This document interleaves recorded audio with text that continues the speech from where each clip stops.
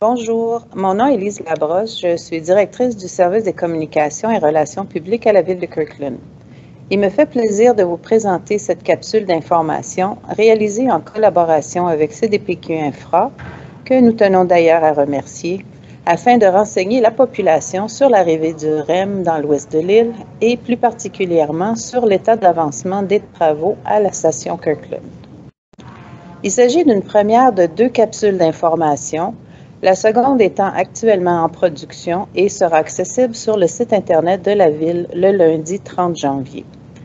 Dans cette seconde capsule, il sera notamment question du redéveloppement prévu à proximité du site d'accueil de la station Kirkland pour tirer pleinement profit de l'opportunité que représente la venue du REM dans ce secteur. Il sera également question de la revitalisation du centre commercial Ryokan et de l'outil réglementaire qui viendra encadrer la vision stratégique développée lors d'activités de participation citoyenne amorcées en 2017.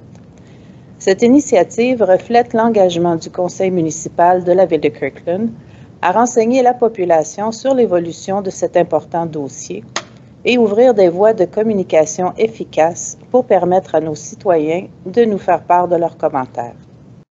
Sur ce, je vous souhaite bon visionnement et je cède la parole à Mme Judith Gendron de CDPQ Infra. Alors bonjour, mon nom est Judith Gendron, je suis conseillère relations communautés pour le projet du réseau express métropolitain de Montréal et plus particulièrement dans le secteur de l'ouest de l'île. L'objectif de la présentation d'aujourd'hui, c'est de vous parler du REM pour ceux et celles d'entre vous qui sont peut-être pas familiers avec le projet. Et deuxièmement, de vous faire un topo sur les travaux qui ont été réalisés dans votre secteur et ceux qui restent à venir au cours de la prochaine année. À cette fin, je vous proposerai de diviser cette présentation en 3 temps. Premièrement, revenir sur quelques généralités du projet du REM et de la station Kirkland. Deuxièmement, marcher une partie du tracé avec vous, en fait, via cette présentation, et vous faire un peu le tour des travaux complétés en cours et à venir. Et dans un troisième temps, évoquer avec vous les outils de communication à votre disposition si vous souhaitez être tenu informé de l'actualité des chantiers. Premièrement, le réseau express métropolitain. Qu'est-ce que c'est? Le REM, c'est le plus grand projet de transport collectif depuis les 50 dernières années au Québec. Il s'agit d'un métro léger sur rail, 100% électrique et automatisé. Automatisé, ça veut dire qu'il sera sans conducteur, qui s'étalera graduellement sur 67 km et traversera 26 stations, dont certaines seront connectées aux stations de métro, au train de banlieue et à l'aéroport de Montréal. Pour ce qui est de la mise en service de ce nouveau réseau, le REM sera mis en opération par tronçon. Le premier tronçon à être mis en fonction sera celui de la Rive-Sud au printemps 2023 et par la suite suivront l'antenne de Lance-Alarme et de Deux-Montagnes qui seront mises en service fin 2024. Pour l'antenne de l'aéroport, la mise en service est prévue au courant de l'année 2027. Ceci fait le tour sur le projet du REM en général. Si maintenant on porte un peu plus d'attention à la station, en fait à l'antenne de Lance-Alarme en tant que telle, on remarquera que celle-ci est composée de 4 stations, soit les stations des Sources, Poivry-Pointe-Claire, Kirkland et Anse-Alarme.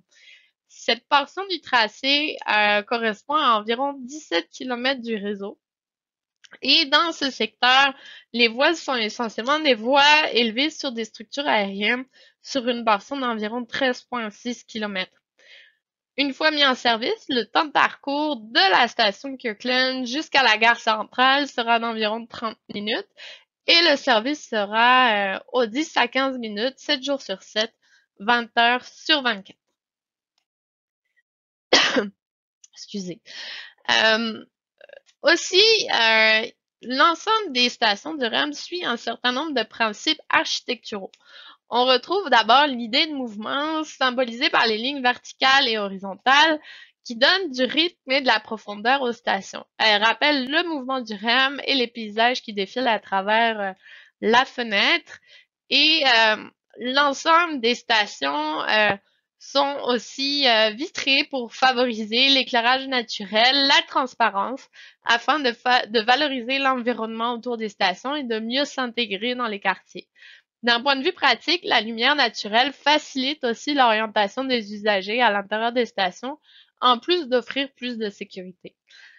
Enfin, les stations du REM sont aussi marquées par le thème de l'identité.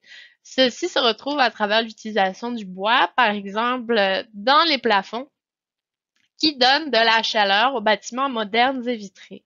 C'est aussi un clin d'œil à l'empreinte locale du REM, puisqu'il s'agit d'un matériau qu'on retrouve abondamment au Québec.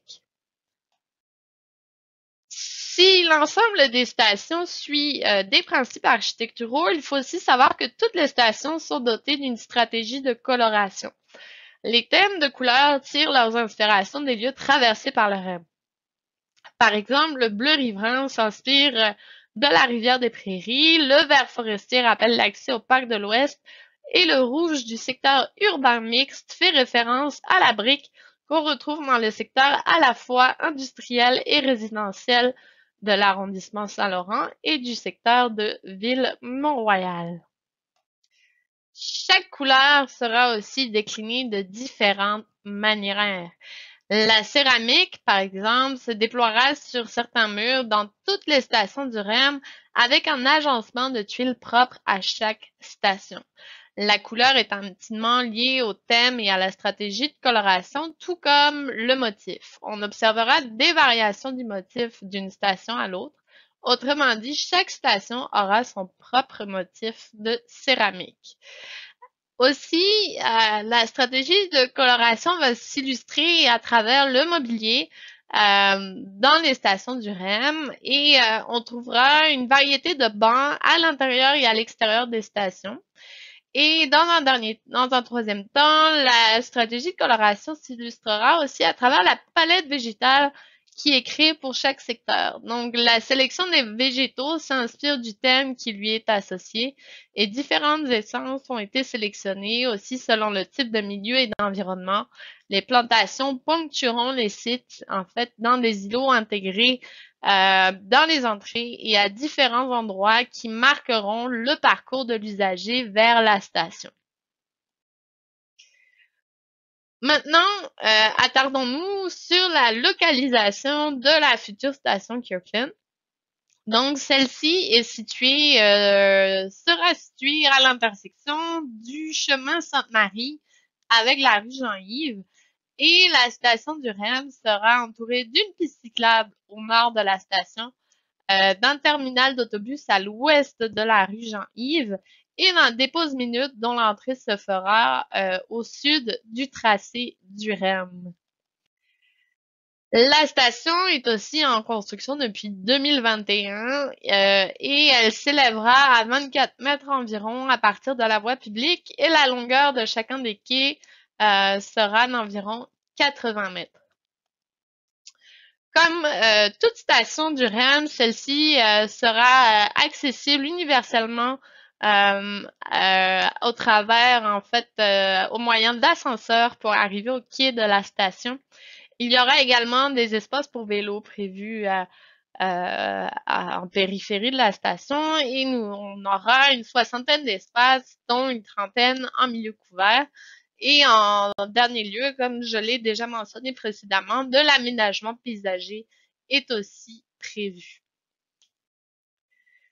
Ceci conclut notre première partie sur les généralités du REM et de la station Kirkland. Maintenant, j'aimerais rentrer avec vous dans une partie peut-être un peu plus technique et marcher une partie du tracé avec vous et faire le tour sur le gros des travaux qui a été complété et ceux qui restent à venir, en fait, dans le secteur de Kirkland. Prenons comme point de départ la zone située entre la future station Fairview-Pointe-Claire et Kirkland.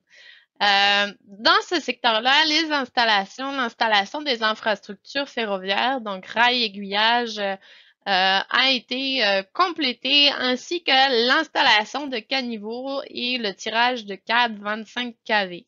Les caniveaux, qu'est-ce que c'est? Ce sont des boîtiers où l'on installe des câbles d'alimentation électrique, de télécom et de contrôle. Pour ce qui est des travaux à venir, il y aura des travaux de finition de drainage, l'installation des supports de caténaire et le tirage des câbles de caténaire. La caténaire, c'est l'ensemble des fils au-dessus des voies du REM, dont le but, en fait, leur but est d'alimenter en électricité les voitures afin de leur permettre de se déplacer. Et il y aura aussi de la remise en état de sites qui ont été utilisés pour les besoins des travaux. Nous arrivons à la station Kirkland et en fait, les fondations de la station ont été complétées. Pour ce qui est de la partie des travaux en cours et à venir, il y aura la mise en place de la structure d'acier, des travaux de toiture, l'installation de murs rideaux. Les murs rideaux sont des murs de verre, en fait, qui font l'enveloppe de la station. Il y aura également des travaux de maçonnerie, l'installation d'équipements électromécaniques et de plomberie, des travaux d'architecture intérieure, l'installation des systèmes e-caténaires et des travaux civils pour le terminus d'autobus. Nous nous déplaçons toujours vers l'ouest et nous arrivons en fait dans la zone située entre la station Kirkland et Lansalor. Dans ce secteur-là, les travaux de drainage ont été complétés ainsi que l'installation des infrastructures ferroviaires et des caniveaux. Il y aura en fait dans la partie des travaux en cours et à venir, l'installation des supports de caténaire et le tirage des câbles de caténaire basse tension et fibre optique. Maintenant, si vous êtes curieux d'en savoir plus sur les travaux du REM, sachez que toute l'information est regroupée au même endroit à l'adresse rem.info/montréal-ouest-aéroport. Pour toute question, suggestion ou plainte, vous avez également la ligne 1-833-REM-info ou l'adresse info@commercialrem.info. Vous pouvez également vous abonner aux infolettres dans votre secteur à l'adresse rem.info/infolettres et consulter nos infos-travaux à l'adresse rem.info/info-travaux. Ceci met fin à ma présentation. Donc, si vous reste des questions en suspens, n'hésitez pas à me contacter. Mon nom, c'est Judith Gendron. Vous pouvez m'écrire à l'adresse info@commercialrem.info et il me fera un plaisir de répondre à vos questions. Sur ce, je vous remercie pour votre attention et je vous dis à très bientôt.